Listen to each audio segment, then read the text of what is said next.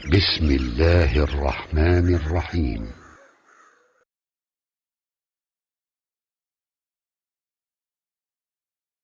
الحمد للہ رب العالمین والصلاة والسلام علی سید الانبیاء والمرسلین وعلی آلہ واصحابہ اجمعین۔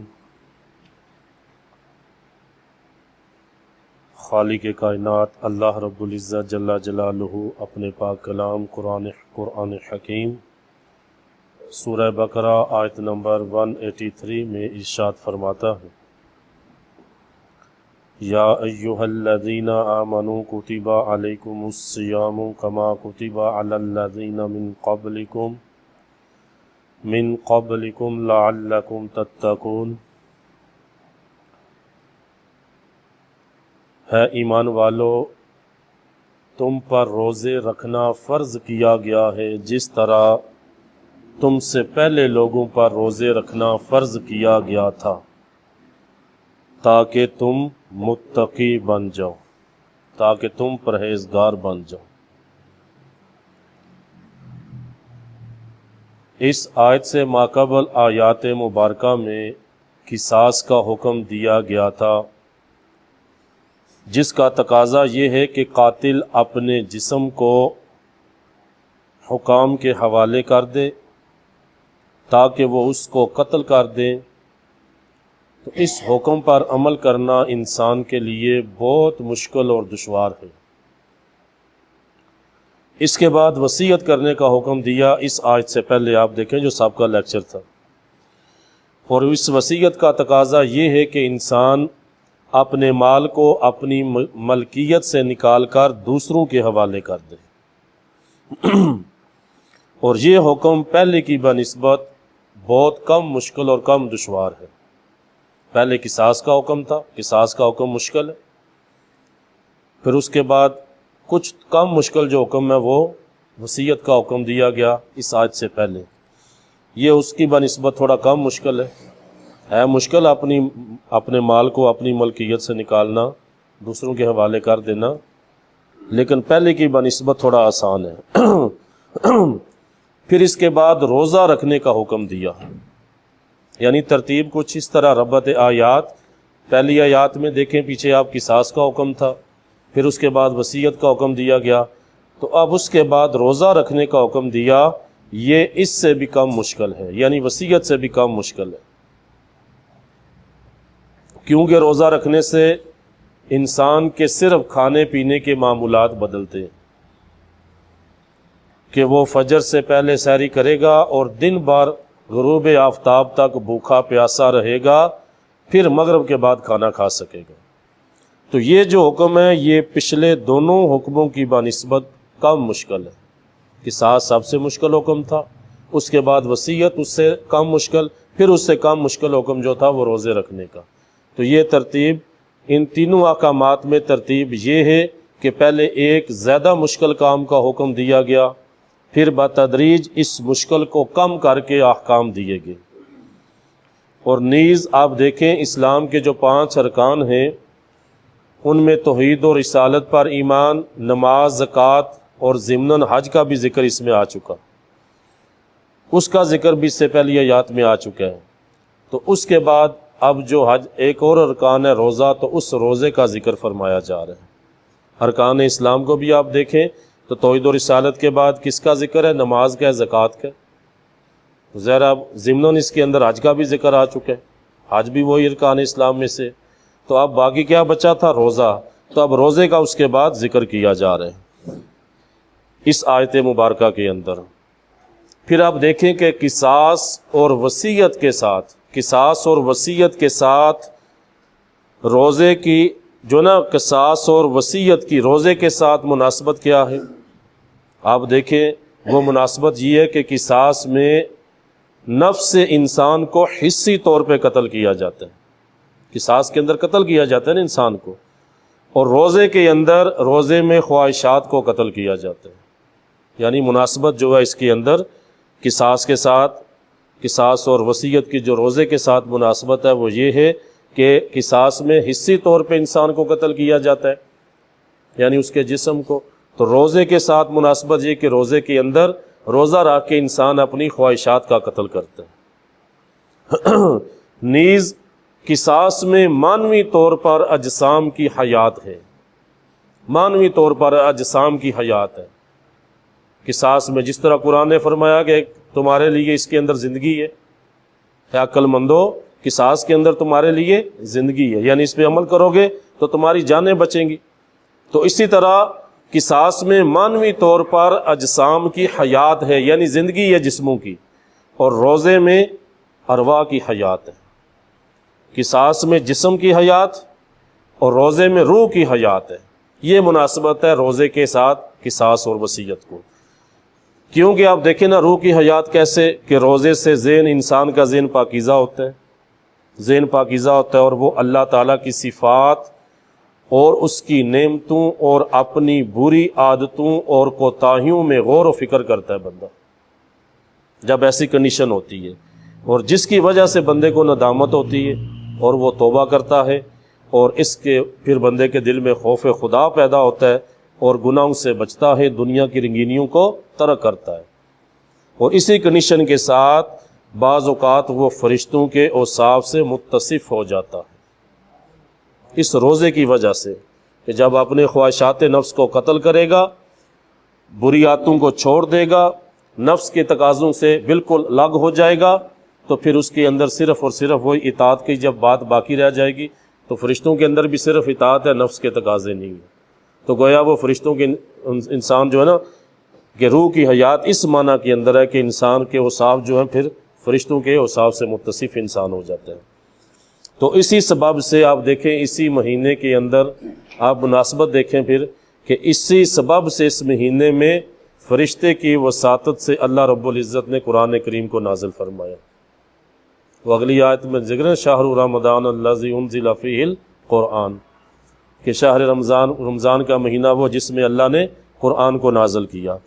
تو اسی مہینے میں فرشتے کہ انسان روزہ رکھنے کی وجہ سے اس کی روح کی زندگی ہے، روح کی حیات ہے، پاکیزگی ہے، طہارت ہے، تزکیہ ہے، گناہ ایک طرف ہو جاتے ہیں، اور یہ حقیقی روزے کی بات ہے، جو صحیح معنوں میں روزے کے جو لوازمات ہیں، صحیح معنوں میں جو روزہ جس کو آپ روزہ رکھنا کہتے ہیں، جو اس کو شریعت کہتی ہے، تو پھر وہ بندہ فرشتوں کے حساب سے متصف ہو جاتا ہے۔ تو اس لیے ارشاد فرمایا ایمان والو تم پر روزہ رکھنا فرض کیا گیا، کما کتب علی الذین من قبلکم لعلکم تتقون، جس طرح کہ تم سے پہلوں لوگوں پر روزہ رکھنا فرض کیا گیا تھا۔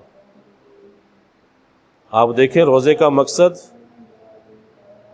مقصد کیا ہے، آخر میں ذکر کیا اسی آیت کے لعلکم تتقون، روزے کا مقصد ہے پرہیزگاری۔ عرض کر رہا تھا کہ روزے کا مقصد اللہ رب العزت نے فرمایا لعلکم تتقون، تاکہ تم متقی بن جاؤ، پرہیزگار بن جاؤ۔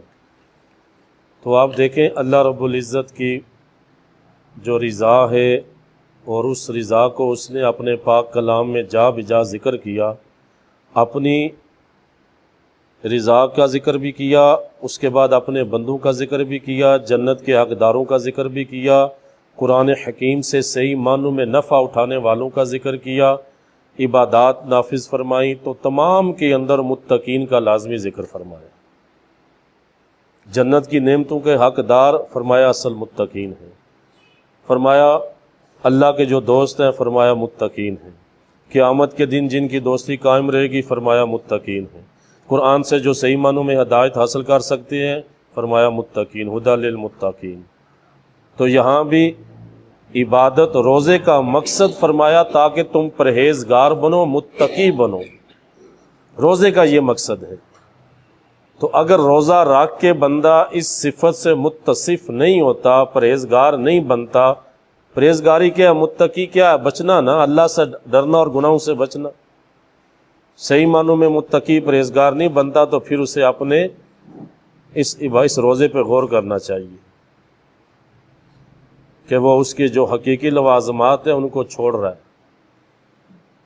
تو فرمایا لعلکم تتقون، تاکہ تمہیں پرہیزگاری ملے، اس لیے تم پہ یہ روزے فرض کیے گئے تاکہ تم متقی بنو، پرہیزگار بنو، کیونکہ جو جنت ہے وہ پرہیزگاروں کے لیے، وہ آخرت کی نعمتیں جو ہیں وہ پرہیزگاروں کے لیے، متقی لوگوں کے لیے، تو اس لیے تم پہ روزے فرض کیے گئے کہ متقی بنو۔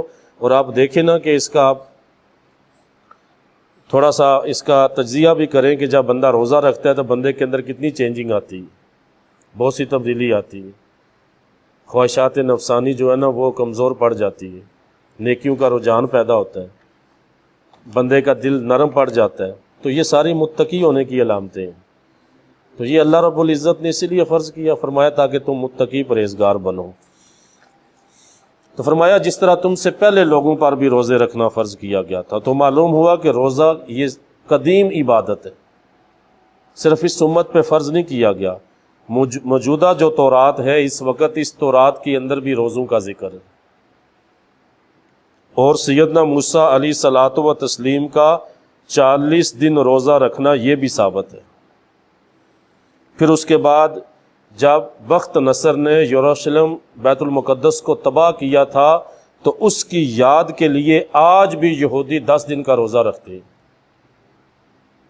پھر مختلف ملتوں کے اندر، مختلف اقوام کے اندر یہ روزے کا تصور پایا جاتا ہے، چاہے آسمانی مذہب ہو، چاہے وہ کافر ہوں، چاہے مشرک ہوں۔ آپ دیکھیں ہندو بھی روزہ رکھتے ہیں، کسی نہ کسی معنی کے اندر کسی نہ کسی چیز تصور پایا جاتا ہے روزے کا۔ تو ہاں آسمانی مذہبوں کے اندر تورات کے اندر بھی ذکر ہے، موجودہ انجیل کے اندر بھی ذکر ہے، روزے کو عبادت قرار دیا گیا، روزے داروں کی تعریف کی گئی، یہ جو موجودہ انجیل ہے اس کے اندر بھی۔ تو روزہ قدیم عبادت، تو اس لیے فرمایا جس طرح کہ تم سے پہلے لوگوں پر فرض کیا گیا اسی طرح تم پر فرض کیا گیا ہے، تاکہ مسلمانوں کو روزہ رکھنے میں رغبت ہو اور آسانی ہو، یہ نہ سمجھے کہ صرف ہم پہ روزہ فرض کیا گیا۔ فرمایا تم سے پہلے لوگ، کما کتب علی الذین من قبلکم، تم سے پہلے لوگوں پر بھی یہ روزہ فرض کیا گیا ہے۔ اور روزہ فرض کب ہوا تھا؟ تو یہ ہجرت مدینہ جب ہوئی تھی اس کے 1.5 سال اور تحویل قبلہ کے بعد 10 شعبان کو روزہ فرض کیا گیا اللہ کی طرف سے۔ ہجرت کے 1.5 سال اور تحویل قبلہ، یعنی جب بیت المقدس سے بیت اللہ کو قبلہ بنایا گیا مدینہ منورہ میں، تو 10 شعبان کو، اس کے بعد 10 شعبان کو روزے فرض کیے گئے۔ تو فرمایا یہ جس طرح تم سے پہلے لوگوں پر فرض کیا گیا۔ اور روزے کا لغوی معنی ہے کسی چیز سے رکنا اور اس کو ترک کرنا، کسی چیز سے رکنا اور اس کو ترک کرنا۔ اور شرعی معنی ہے مکلف اور بالغ شخص کا ثواب کی نیت سے طلوع فجر سے لے کے غروب آفتاب تک کھانے پینے اور جماع کو ترک کرنا، اور اپنے نفس کو تقوی کے حصول کے لیے تیار کرنا، یہ روزے کی شرعی تعریف ہے۔ کھانے پینے جماع سے اپنے آپ کو روک کے رکھنا، تو یہ اس روزے کی شرعی تعریف ہے۔ تو یہ جو عبادات ہیں، نماز ہے، زکوٰۃ ہے، روزہ ہے، تو اس کے اندر ترتیب یہ ہے کہ سب سے پہلے نماز فرض کی گئی، پھر زکوٰۃ فرض کی گئی، اس کے بعد روزہ فرض کیا گیا، کیونکہ ان احکام میں سب سے آسان جو ہے وہ نماز ہے، اس لیے اس کو پہلے فرض کیا گیا۔ پھر اس سے زیادہ مشکل اور دشوار کیا ہے؟ زکوٰۃ ہے، کیونکہ مال کو اپنی ملکیت سے نکال کے دوسرے کو دینا یہ بڑا مشکل اور دشوار کام ہے۔ پھر اس کے بعد زیادہ مشکل جو عبادت ہے روزے کو فرض کیا گیا۔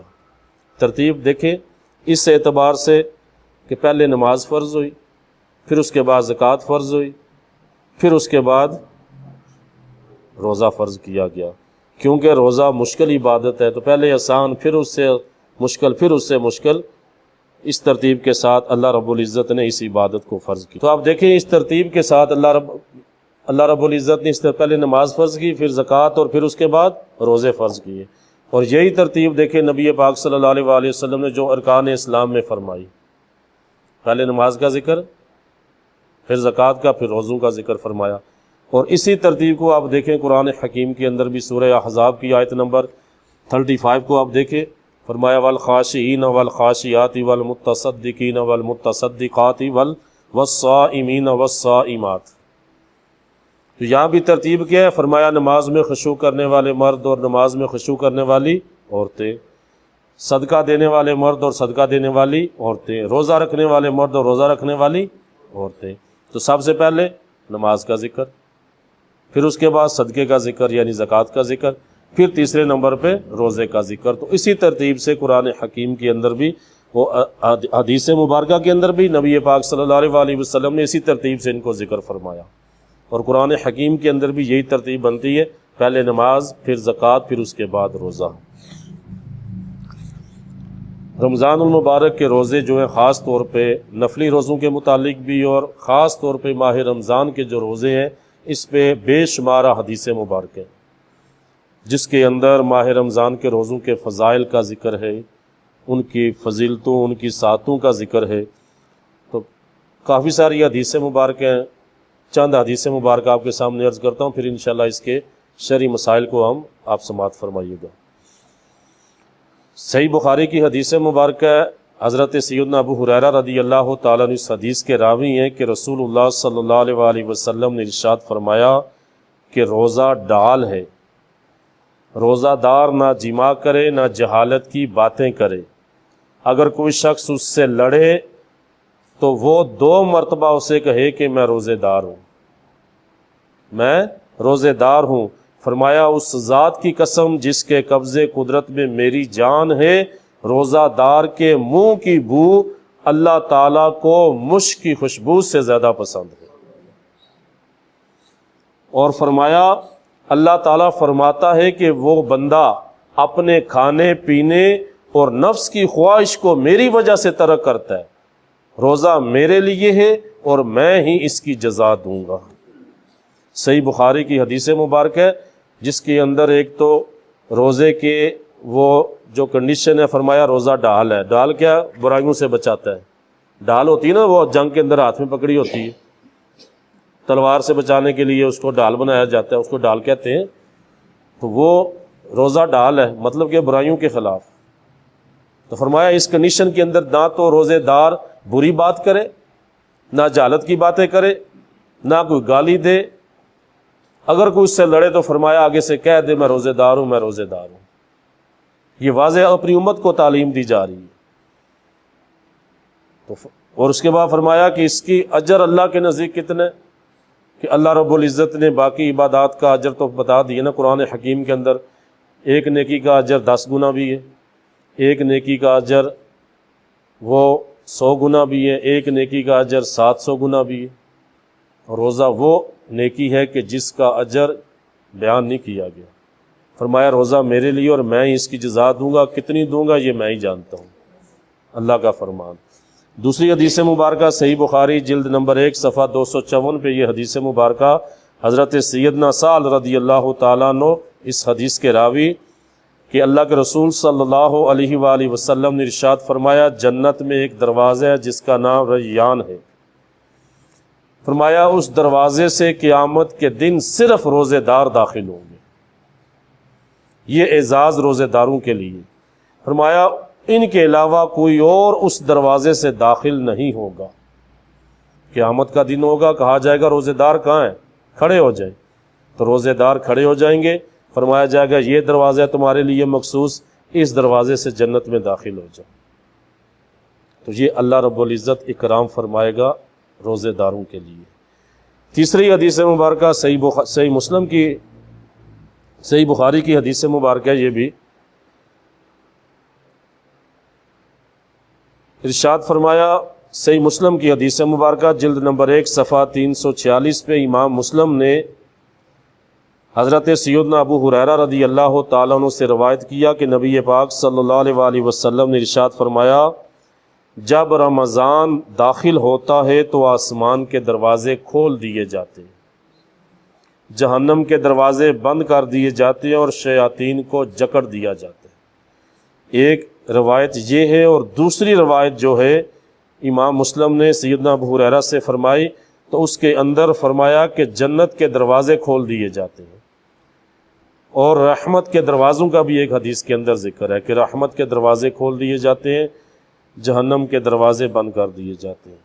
تو آپ دیکھیں یہ اتنی برکت اور اتنی سعادت والا مہینہ ہے کہ اللہ رب العزت کی رحمتیں 24 گھنٹے اس کی رحمتیں جناب چما چم برس رہی ہوتی کہ ہے کوئی اس کی رحمت سے مستفیض ہونے والا تو آ جائے، اس قدر اس کی رحمت کی انتہا ہوتی۔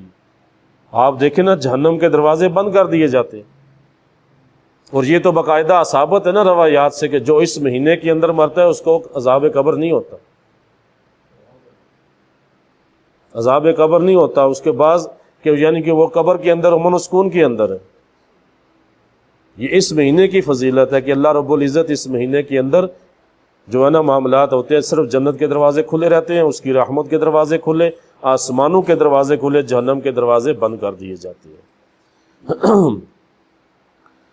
اسی طرح ایک اور حدیث سیدنا ابو ہریرہ سے کہ نبی کریم صلی اللہ علیہ وآلہ وسلم نے ارشاد فرمایا، جس نے حالت ایمان میں ثواب کی نیت سے لائلۃ القدر میں قیام کیا، فرمایا اس کے پہلے گناہ بخش دیے جائیں گے، اور فرمایا جس نے حالت ایمان میں ثواب کی نیت سے روزہ رکھا اس کے پہلے گناہ بخش دیے جائیں گے۔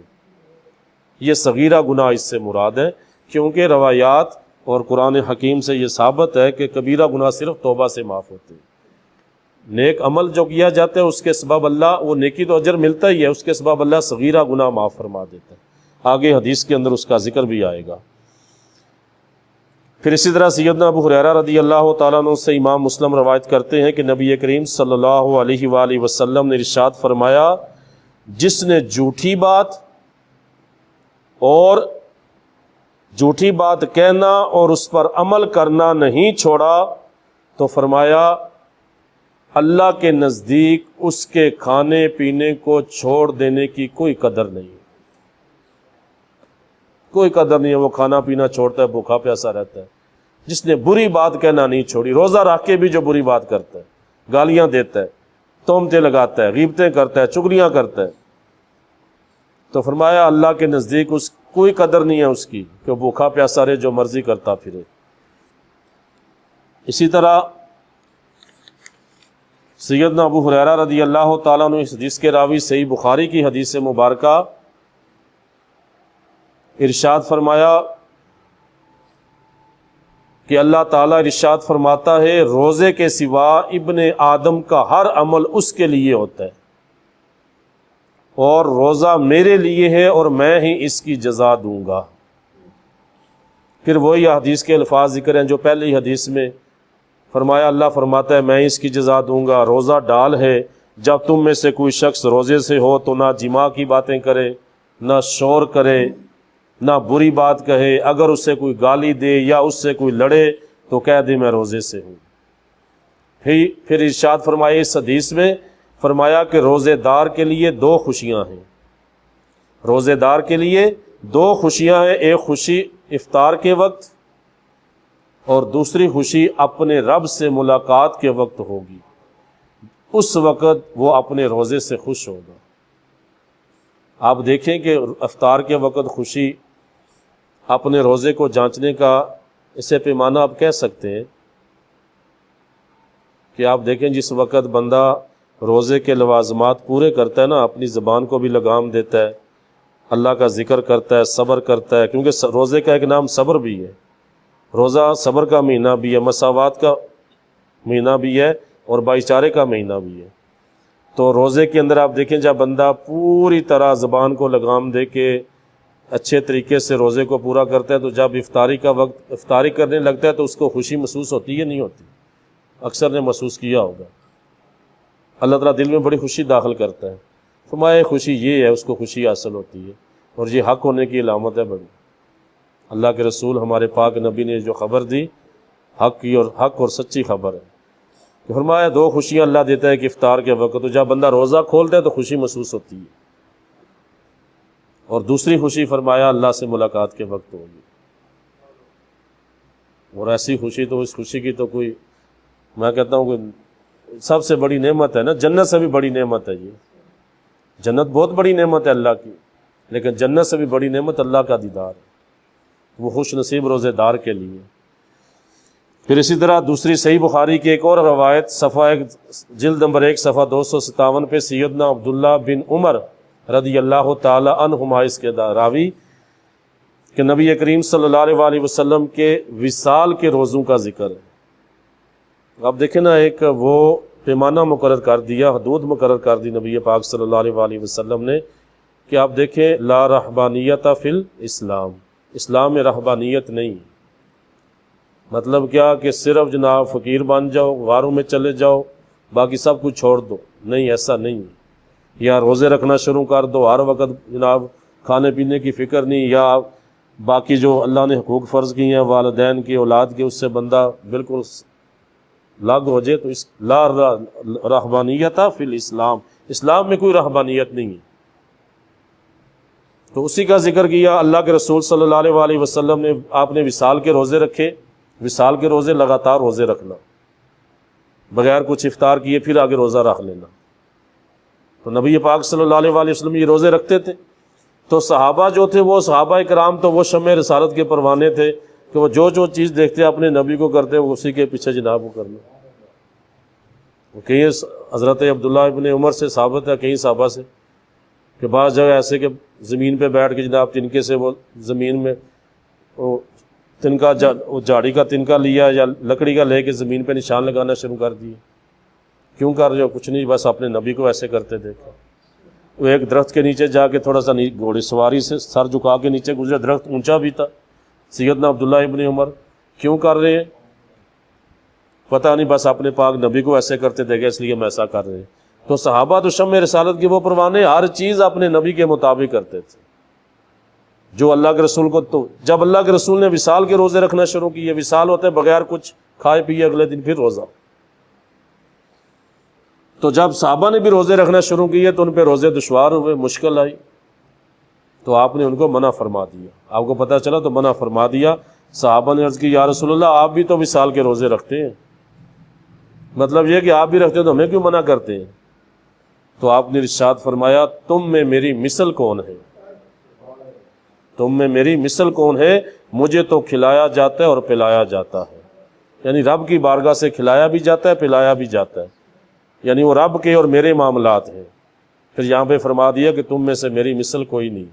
اللہ کا نبی، پھر سید الانبیاء، پھر اللہ کے محبوب، وہ کتنے اعلیٰ رتبے ہیں، انسان کی تو عقل ہی نہیں جا سکتی وہاں پہ، کسی انسان کی سوچ بھی نہیں جا سکتی کہ وہ کون سا مقام ہے اللہ کے رسول کا۔ تو فرمایا میری مثل نہیں ہو تم۔ تو معلوم ہوا کچھ خصوصی معاملات ہوتے ہیں اللہ کے انبیاء کے جو امتیوں کے لیے نہیں ہوتے، خالی نبیوں کے لیے ہوتے ہیں۔ جس طرح دینا خصوصیت کے ساتھ اللہ کے رسول صلی اللہ علیہ وسلم جو نکاح فرمائے امت سے زیادہ آپ کی خصوصیت ہے، امت کو اجازت نہیں ہے اس کی۔ اور بھی کئی معاملات ہیں، بہت سارے حدیث کے اندر جو ذکر کیے جا سکتے ہیں۔ تو بہرحال یوم وصال سے منع کیا، لا رہبانیت فی الاسلام، اسلام کے اندر رہبانیت نہیں ہے۔ اللہ کی عبادت جو فرض ہے وہ بھی ہونی چاہیے، ادا کی جانی چاہیے، فرائض بھی، واجبات بھی، اور اس کے ساتھ دوسرے حقوق جو اللہ نے لاگو کیے ہیں، والدین کے، اولاد کے، دیگر عزیز رشتہ داروں کے، ان کو بھی پورا کرنا بندے پہ لازم ہے۔ پھر اس کے بعد ارشاد فرمایا ایک اور حدیث مبارکہ کہ جو لوگ روزہ چھوڑ دیتے ہیں بلا عذر شرعی، الیاذ باللہ، سیدنا ابو ہریرہ صحیح بخاری کی حدیث جلد نمبر 1 صفحہ 259 ارشاد فرمایا، پاک نبی صلی اللہ علیہ وآلہ وسلم نے فرمایا جس شخص نے رمضان کا ایک روزہ بھی بغیر عذر یا بغیر مرض کے چھوڑا تو اگر وہ تمام داہر بھی روزے رکھے تو اس کا بدل نہیں ہو سکتا۔ داہر یعنی سارا زمانہ روزے رکھے، سارے زمانہ وہ روزہ رکھتے رہے، تب بھی وہ جو روزہ چھوڑ دیا اس کا بدل نہیں ہو سکتا۔ اس کا اجر، اس کا ثواب کتنا تھا کہ کاش اس کو پتہ ہوتا تو بندہ روزہ چھوڑنے کی طرف نہ آئے۔ ہاں یہاں یہ لازمی کہ بغیر عذر، بغیر مرض کے۔ پھر امام مسلم روایت کرتے ہیں صحیح مسلم جلد 1 صفحہ 364 کے اندر ارشاد فرمایا ایک روزہ رکھنے کا، یا یہ نفلی روزے کا آپ سمجھ لیں، حضرت سیدنا ابو سعید خدری اس حدیث کے راوی ارشاد فرمایا نبی پاک صلی اللہ علیہ وآلہ وسلم نے کہ جس شخص نے رمضان کا، جو شخص ایک دن اللہ کی راہ میں روزہ رکھتا ہے، ایک دن اللہ کی راہ میں روزہ رکھتا ہے، اللہ تعالیٰ اس کے چہرے کو جہنم سے 70 سال کی مسافت دور کر دیتا ہے، جو اللہ کی رضا کے لیے ایک دن کا روزہ رکھتا ہے۔ یہ نفلی روزہ بھی آپ سمجھ لیں، لیکن روزے کی فضیلت ہے اس کے اندر۔ رمضان کے روزے تو فرض ہیں مہینے کے یا 29 پورے مہینے کے، جو مریض نہیں ہے، جسے عذر نہیں ہے، اس پہ رکھنا فرض ہے۔ پھر دوسری طرف ارشاد فرمایا، سیدنا ابو ہریرہ اس حدیث کے راوی، صحیح مسلم کی حدیث، نبی پاک صلی اللہ تعالی علیہ وآلہ وسلم نے ارشاد فرمایا 5 نمازیں اور 1 جمعہ سے دوسرا جمعہ اور 1 رمضان سے دوسرا رمضان ان کے درمیان ہونے والے گناہوں کا کفارہ ہیں، جب تک کبیرہ گناہوں سے بچا جائے۔ مطلب یہ کہ 5 نمازیں پڑھتا ہے بندہ تو ان کے درمیان جو چھوٹے گناہ ہوتے ہیں نا ویسے ہی معاف ہو جاتے ہیں نمازیں پڑھنے سے۔ 1 جمعہ سے دوسرا جمعہ، پہلا بندہ جمعہ پڑھا، اس کے بعد جمعے کے درمیان جو چھوٹے گناہ ہوئے اگلے جمعے کے پڑھنے کے ساتھ درمیان میں وہ اللہ معاف کر دیتا ہے۔ اسی طرح 1 رمضان سے دوسرے رمضان کے بیچ میں جو صغیرہ گناہ ہوئے اللہ اس کو معاف فرما دیتا ہے۔ مطلب یہ کہ قرآن حکیم کی وہ آیت مبارکہ میں نے آپ سے پچھلے لیکچر گزر چکے، ارشاد فرمایا نا اگر تم کبیرہ گناہوں سے بچو تو ہم تمہارے دیگر گناہ معاف کر دیں گے۔ وہ پیچھے قرآن حکیم وہ لیکچر گزر چکا ہے، کبیرہ گناہوں سے بچو تو تمہارے صغیرہ گناہ معاف، تو یہ صغیرہ گناہ نیک عمل کی وجہ سے بھی معاف ہو جاتے ہیں، تو یہاں اسی کا ذکر فرمایا۔ پھر اس مہینے کے اندر آپ دیکھیں کہ یہ یقین کریں کہ ہم لوگ خوش نصیب ہیں، اللہ رسول کا کلمہ پڑھنے والا مسلمان جسے ماہ رمضان مل جائے بڑا خوش نصیب ہے۔ ہم اگرچہ جناب معاذ اللہ بعض لوگ بوجھ سمجھتے ہیں، بعض لوگ بوجھ سمجھتے ہیں کہ یار تنگی سے اپنے آپ کو سمجھتے ہیں، تو ایسا معاملہ نہیں ہونا چاہیے۔ ہاں صبر کرنا چاہیے، سوچنا چاہیے کہ 11 مہینے جس مالک نے ہمیں کھلایا پلایا، جو اس نے ہمت و توفیق دی کھانے پلانے کی، اگر وہ کھانے پلانے کی صلاحیت نہ رکھے بندے کو تو بندہ کہاں کھا سکتا ہے؟ آپ بیمار جا کے دیکھیں ہاسپٹل کے اندر نالیاں لگی ہوئی ہیں، نالیوں سے خوراک دی جا رہی ہے۔ 11 مہینے جس خالق مالک نے صحت و عافیت کے ساتھ کھلایا پلایا، 1 مہینہ اس مالک کے نام پہ نہیں کہا جا سکتا۔ 1 مہینہ وہ اپنے لیے کہ میری رضا کے لیے بھوکے پیاسے رہو۔ پھر یہ بھی نہیں فرمایا صبح سے لے کے شام تک ہے، کوئی زیادہ نہیں، اور بندہ کچھ کھائے پیے بغیر بھی نہ پورا دن بھوکا رہے تو مر نہیں جاتا نہ بیمار ہوتا ہے۔ یہاں تو پھر بھی فرمایا سحری بھی کر سکتے ہو، افطاری بھی کر سکتے ہو۔ تو یہ اتنی نعمتیں ہیں، تو یہ اللہ کا احسان ہے، بہت بڑی نعمت ہے۔ اور احادیث آپ دیکھیں بے شمار کہ اللہ کتنے لوگوں کو جہنم جن پہ واجب ہوتا ہے جنت میں داخل کرتا ہے، کتنی کو بخشش کرتا ہے، کتنوں پہ رحمتیں فرماتا ہے۔ تو اس مہینے کو جناب جو بالکل ہی اگنور کر دے، بالکل ہی سائڈ پہ رکھ دے، تو اسے سوچنا چاہیے کہ کل موت بھی آنی ہے، مرنا بھی ہے، بنے گا کیا۔ یہ حدیث مبارکہ جو آپ کے سامنے عرض کرنے لگا ہوں، رونگٹے کھڑے کرنے والی حدیث مبارکہ ہے، صحیح ابن حبان کے اندر یہ نقل ہے۔ حضرت سیدنا مالک بن حوائرث رضی اللہ تعالیٰ عنہ اس حدیث کے راوی ہیں۔ آپ کہتے ہیں کہ نبی پاک صلی اللہ علیہ وآلہ وسلم تشریف لائے تو آپ اپنے ممبر پہ چڑھے، جب ممبر کی پہلی سیڑھی پہ قدم رکھا تو فرمایا آمین، پھر دوسری سیڑھی پہ قدم رکھا تو فرمایا آمین، پھر تیسری سیڑھی پہ قدم رکھا تو فرمایا آمین، پھر اس کے بعد ارشاد فرمایا کہ جبرائیل علیہ السلام، حضرت جبرائیل علیہ السلام میرے پاس آئے اور کہا ہے محمد صلی اللہ علیہ وآلہ وسلم، جس نے رمضان کو پایا، جس نے رمضان کا مہینہ پایا اور اس کی بخشش نہیں کی گئی، اللہ اس کو اپنی رحمت سے دور کر دے۔ تو حضور فرماتے ہیں میں نے کہا آمین۔ آپ دعا کرنے والا جبریل امین، آمین کہنے والے اللہ کے رسول سید الانبیاء۔ فرمایا جس نے رمضان کا مہینہ پایا اس کے باوجود اس نے اپنی بخشش نہیں کروائی، میں اللہ اسے اپنی رحمت سے دور کر دے۔ اور بڑی یہ خطرناک بات ہے رحمت سے دور ہونا۔ پھر دوسرے جو یہ رمضان کے متعلق یہ پھر ہمارے دوسرے زینے پہ جب قدم رکھا تو جبریل امین نے کہا کہ جس نے اپنے ماں باپ یا ان میں سے کسی ایک کو پایا اس کے باوجود وہ دوزخ میں داخل ہو گیا۔ مطلب کیا کہ ماں باپ یا ایک کو پایا، ان کی خدمت نہیں کی اور دوزخ میں چلا گیا۔ ماں باپ تو وہ ہستی ہے کہ جن کی خدمت کی وجہ سے بندہ دوزخ سے بچ جاتا ہے۔ تو دوزخ میں پانے کے باوجود اس نے ماں باپ کو پانے کے باوجود ان کی خدمت نہ کر سکا، جنت نہ لے سکا، تو ہمیں اللہ اس کو بھی اپنی رحمت سے دور کر دے۔ حضور فرماتے ہیں میں نے کہا آمین۔ پھر تیسری سیڑھی پہ جب قدم رکھا تو جبریل امین نے کہا کہ جس کے سامنے آپ کا ذکر کیا گیا اور وہ آپ پر درود نہ پڑے اللہ اس کو اپنی رحمت سے دور کر دے۔ تو حضور فرماتے ہیں میں نے کہا آمین۔ اللہم صلی وسلم وبارک علی سیدنا و مولانا محمد وعلی آلہ وصحبہ وبارک وسلم۔ تو یہ حدیث مبارکہ تین چیزوں کا ذکر، اس میں رمضان کا ذکر فرمایا، ماں باپ کا ذکر فرمایا، اور اللہ کے رسول کا نام لینے پہ درود و سلام کا ذکر فرمایا کہ نہ پڑھنے والوں کا۔ تو اس کے اندر بھی یہ رونگٹے کھڑے ہوتے ہیں، بندے کو سوچنا چاہیے کہ اگر اس مہینے کے اندر بھی اپنی بخشش نہیں کرواتا، وہ دیکھیں نا زیادہ سے زیادہ اب کیا ہوتا ہے کہ ایک مزدور، ایک ورکر، ایک مل کے اندر، ایک فیکٹری کے اندر اس کو اوور ٹائم بھی دیا جاتا ہے، وہ جان لڑا کی کوشش کرتا ہے میں زیادہ سے زیادہ کام کر سکوں، زیادہ سے زیادہ کام کر کے میں زیادہ پیسے کما سکوں۔ تو یہ مہینہ جان لڑانے کا مہینہ ہے۔ کوشش ہونی چاہیے اس مہینے کے اندر کہ اللہ کو راضی کیا جا سکے، اور خصوصیت کے ساتھ اس مہینے میں کسی فرض کو چھوڑنے کا تصور نہیں ہونا چاہیے۔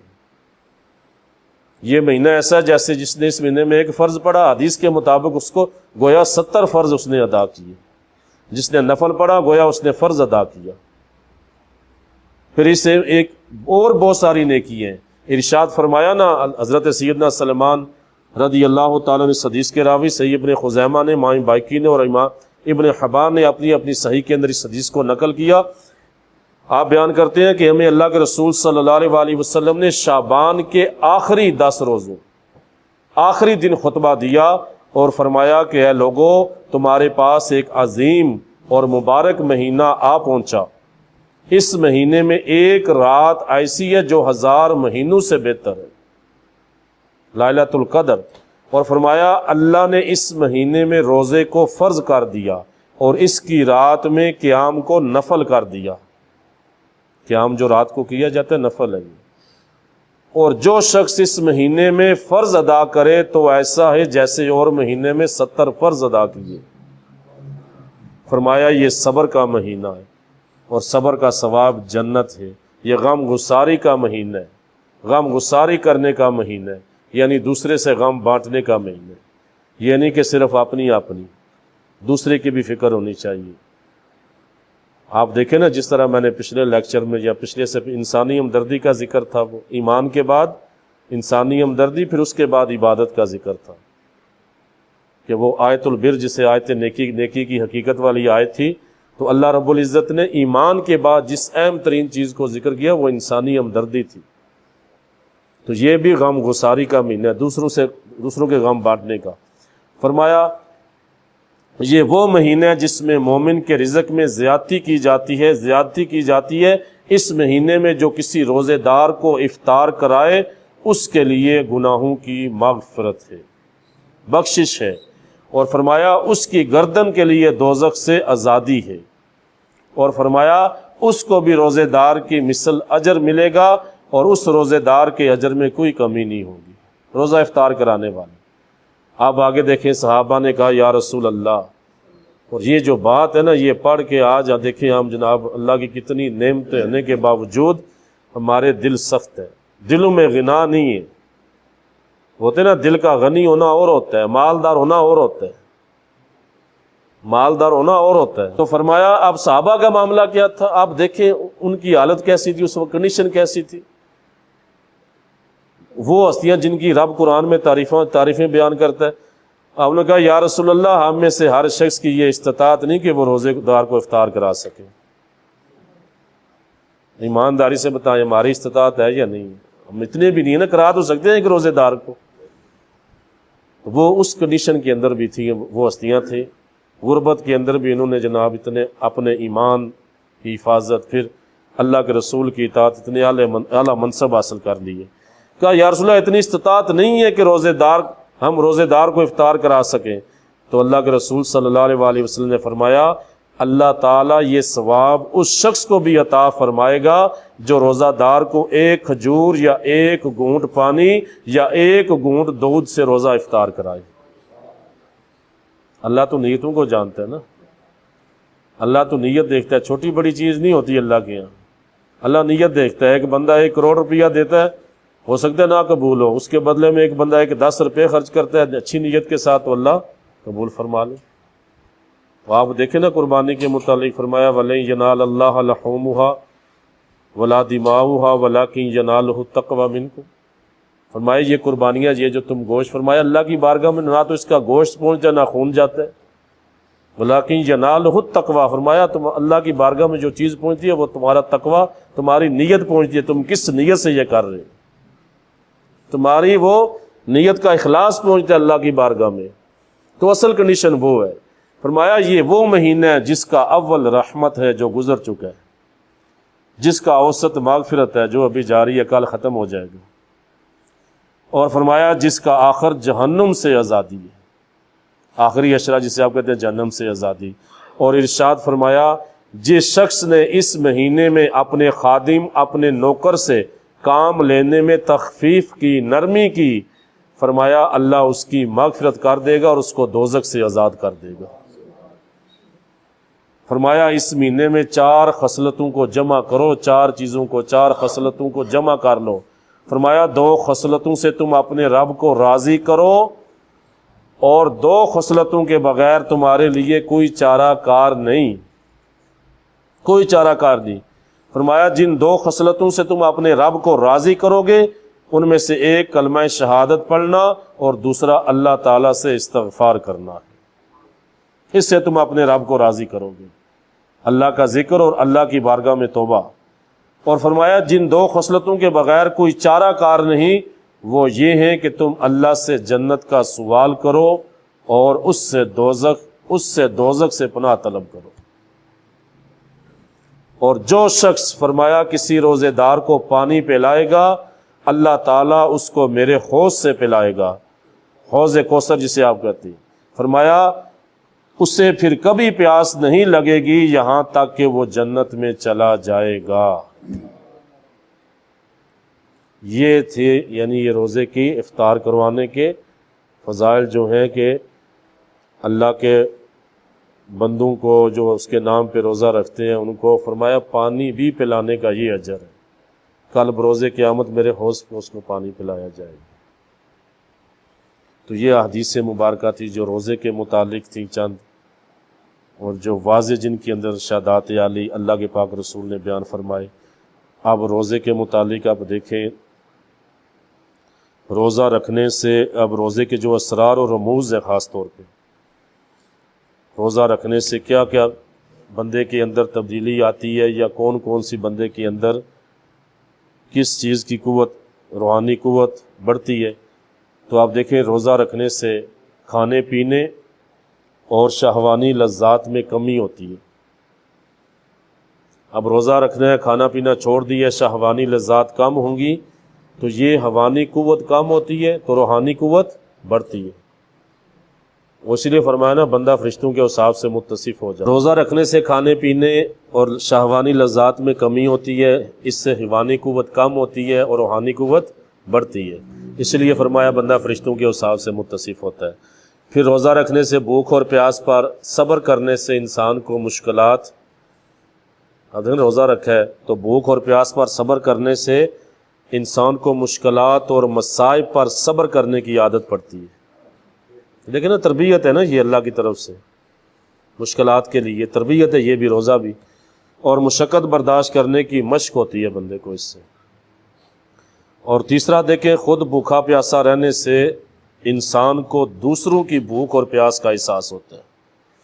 بندے کا پیٹ بھرا ہو نا تو پھر اسے احساس نہیں ہوتا اتنا، تو بھوکا پیاسا جو ہوگا تو اس کو دوسروں کا بھی احساس ہوگا، تو پھر اس کے بعد بندے کا جو دل ہے نا غربا کی مدد کی طرف مائل ہوتا ہے۔ بھوک پیاس کی وجہ سے انسان گناہوں کے ارتکاب سے محفوظ رہتا ہے۔ اب ظاہر وہ شہوانی قوت کم ہوگی تو گناہوں کی تحریک اتنی نہیں ہوتی۔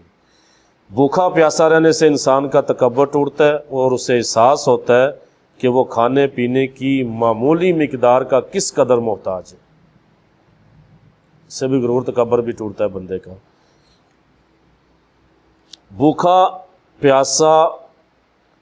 بھوکا رہنے سے ایک دیکھیں اس کا فائدہ کیا ہے۔ بھوکا رہنے سے ذہن تیز ہوتا ہے. بھوکا یہ نہیں کہ ہمیشہ بھوکا، یعنی کم کھانے سے، یا یہ روزہ رکھنا ہے، اس کے اندر اس کی بات ہو رہی ہے روزے رکھنے کے اسرار. بصیرت کام کرتی ہے، بھوکا رہنے سے بندے کا ذہن تیز ہوتا ہے، بصیرت کام کرتی ہے. امام غزالی رحمۃ اللہ تعالیٰ نے احیاء علوم الدین کے اندر یہ حدیث نقل کی، فرمایا کہ جس کا پیٹ بھوکا ہو اس کی فکر تیز ہوتی ہے.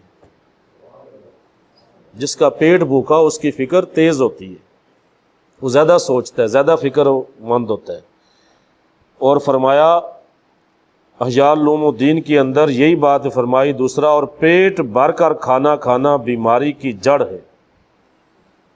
پیٹ بھر کر، اس میں تو کوئی شک ہی نہیں ہے نا، یہ تو دنیا مانتی ہے، بندہ خود بھی اعتراف کرتا ہے، بندہ خود بھی کھا کے بعد میں پچھتاتا ہے کہ اتنا کیوں کھا لیا. تو فرمایا پرہیز علاج کی بنیاد ہے. پرہیز جو ہے نا علاج کی بنیاد ہے.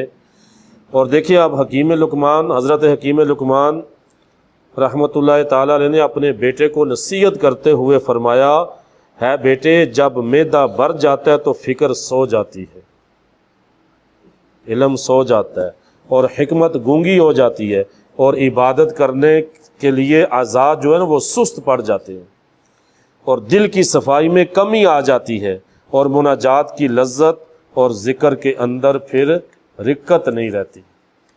جب پیٹ بھوکا ہو، جب بندے کا پیٹ بھرا ہوا ہو. پھر اس کے بعد آپ دیکھیں روزہ کسی کام کے نہ کرنے کا نام ہے.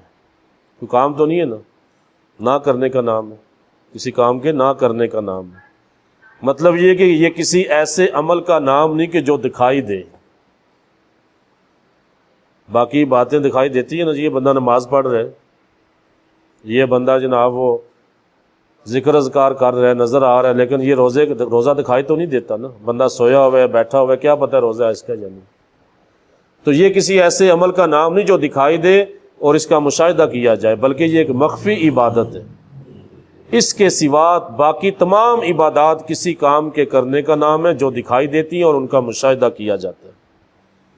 اور روزے کو اللہ کے سوا کوئی نہیں دیکھتا. باقی تمام عبادات میں ریاکاری ہو سکتی ہے، روزے میں نہیں ہو سکتی، کیونکہ یہ اخلاص کے سوا کچھ نہیں.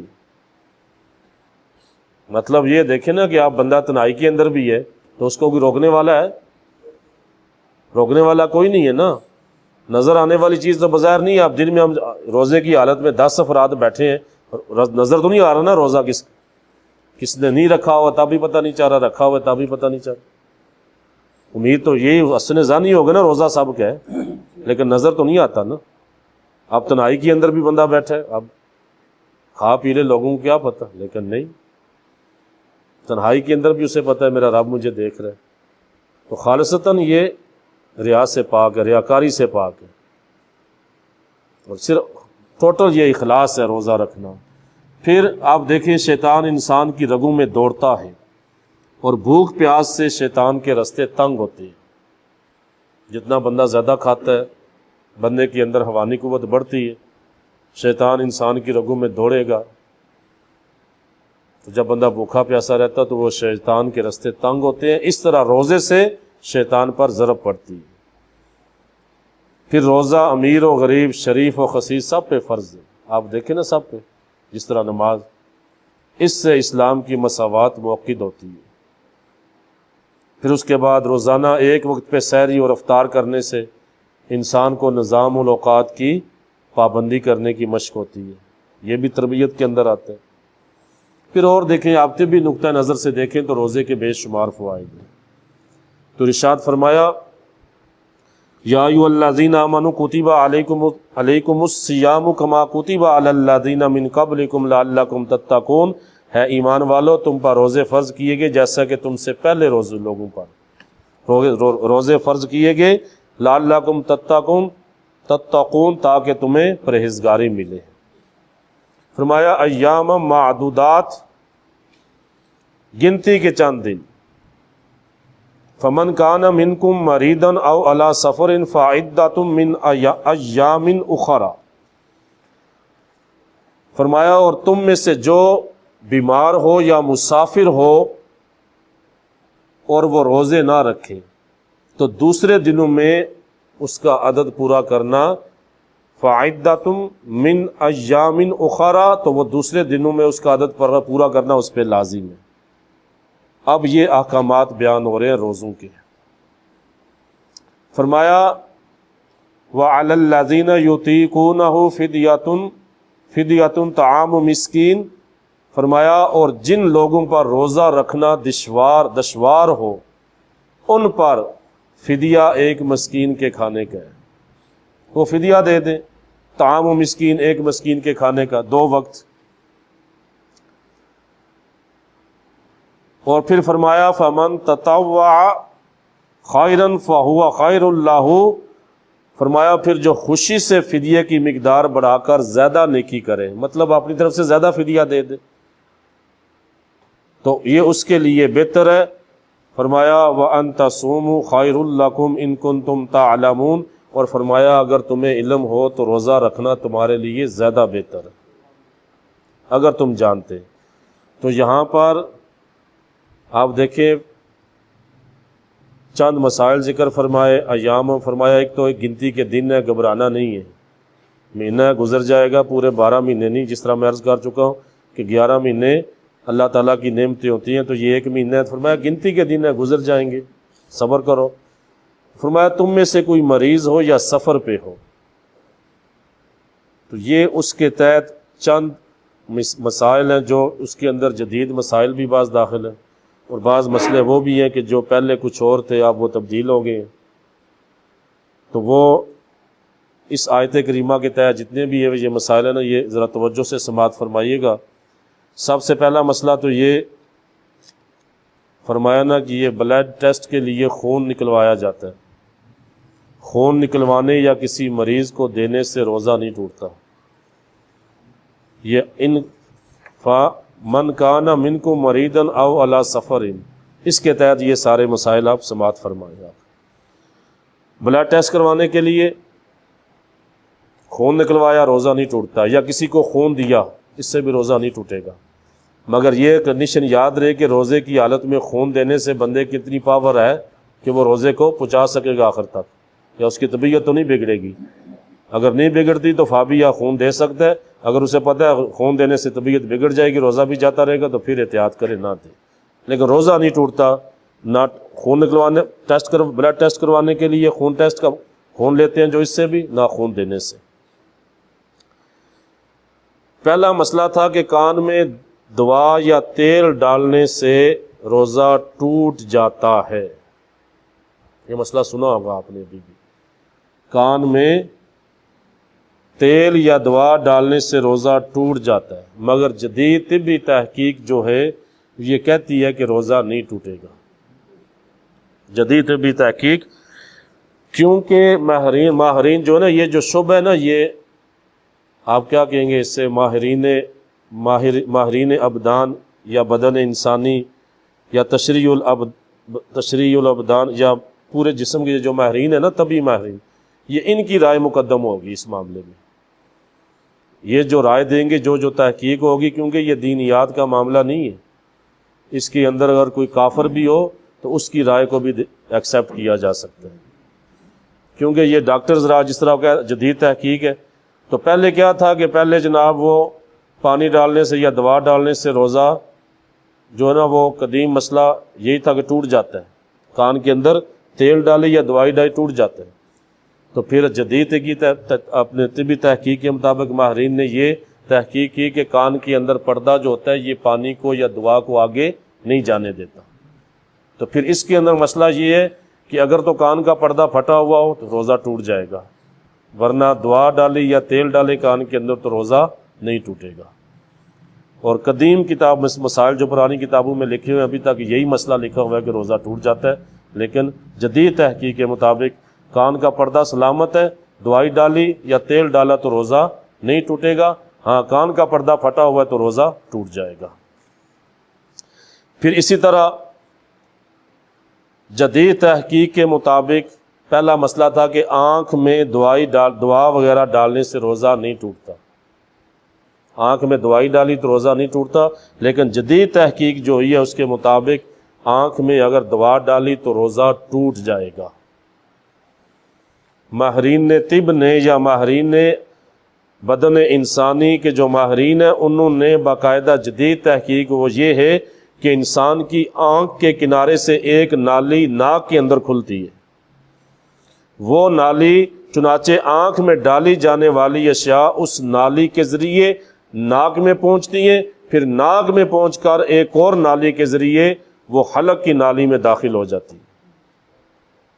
تو جو دوائی اگر آنکھ میں ڈالی تو وہ اس سے حلق میں پہنچتی ہے، پھر حلق والی نالی میں داخل ہو کے معدے میں، تو روزہ ٹوٹتا ہے۔ دو روزہ ٹوٹنے کی علت دو چیزیں ہیں، ایک دماغ میں چڑھنا، دوسرا معدے کے اندر داخل ہونا۔ تو پہلا مسئلہ یہی تھا کہ آنکھ میں دوا ڈالنے سے روزہ نہیں ٹوٹتا، لیکن جدید تحقیق جو ہے یہ ماہرین نے جو طب ہیں انہوں نے ثابت کی ہے کہ آنکھ میں دوائی ڈالی تو وہ حلق میں معدے میں چلی جائے گی تو روزہ ٹوٹ جائے گا، یہ جدید تحقیق اس کے اندر۔ ہاں سرما لگانے کا وہ حدیث سے ثابت ہے، وہاں پہ قیاس کا عمل دخل نہیں ہے، وہ گلے میں آ جاتا ہے سرما لگانا، وہ بعض شاید مسامات کی مسام کی وجہ سے آتا ہے یہ، لیکن اس پہ حدیث مبارکہ موجود ہے، اللہ کے رسول صلی اللہ علیہ وآلہ وسلم کا واضح فرمان ہے، وہاں پہ کسی قیاس کو پھر دخل نہیں ہوگا۔ اسی طرح انجیکشن لگانے سے، انجیکشن لگانے، انسولین لگانے، یہ جو شوگر کے مریض لگواتے ہیں، تو علماء کے مابین اختلاف ہے، کیونکہ یہ ایسا مسئلہ ہے نا کہ قرآن و حدیث کے اندر اس کے اندر صریح نص موجود نہیں ہے، تو اجتہادی مسئلہ ہے، اجتہادی مسئلہ ہے نا، صریح واضح نص تو موجود نہیں ہے قرآن و حدیث میں، تو علماء کے تابع ہیں ہم لوگ، تو علماء کے مابین اختلاف ہے اس کے اندر، لیکن اکثریت اس چیز کی قائل ہے کہ انجیکشن لگانے سے روزہ نہیں ٹوٹتا، انسولین لینے سے روزہ نہیں ٹوٹتا، ٹھیک۔ تو لیکن جو بندہ جس علماء کو، جس عالم پہ بندے کو اعتماد ہو تو بندہ اسی کے مطابق عمل کر لے، اس کے اندر کوئی وہ نہیں کہ میں کہوں کہ میں اس کا قائل ہوں کہ میں روزہ نہیں ٹوٹتا اور میں دوسرے کو بھی مجبور کروں، نہیں۔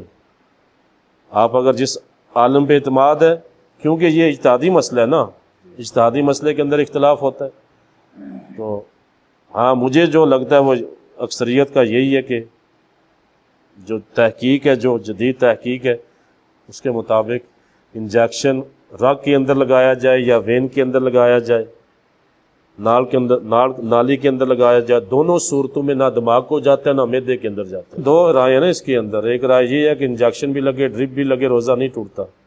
وجہ کیا ہے کہ علت جو ہے نا روزہ ٹوٹنے کی دو چیزیں ہیں، ایک دماغ، دوسرا معدہ۔ معدے میں کوئی چیز جائے گی، حلق سے اترے گی یا دماغ کو چڑھے گی، روزہ تب ٹوٹے گا۔ تو وہ ماہرین طب کے مطابق پھر علماء کے اپنے اپنے دلائل ہیں اس کے اندر کہ وہ انجیکشن چاہے آپ نال کے وین کے اندر لگائیں یا رگ کے اندر لگائیں یا گوشت کے پوسٹ، دونوں صورتوں میں نہ دماغ کو چڑھتا ہے نہ معدے میں جاتا ہے۔ ہاں انسولین طاقت ملتی ہے، جو بھی ہے شوگر کے مریضوں کے لیے تو یہ فائدہ نا، وہ انہیں چاہیے کہ ان علماء کی پیروی کریں۔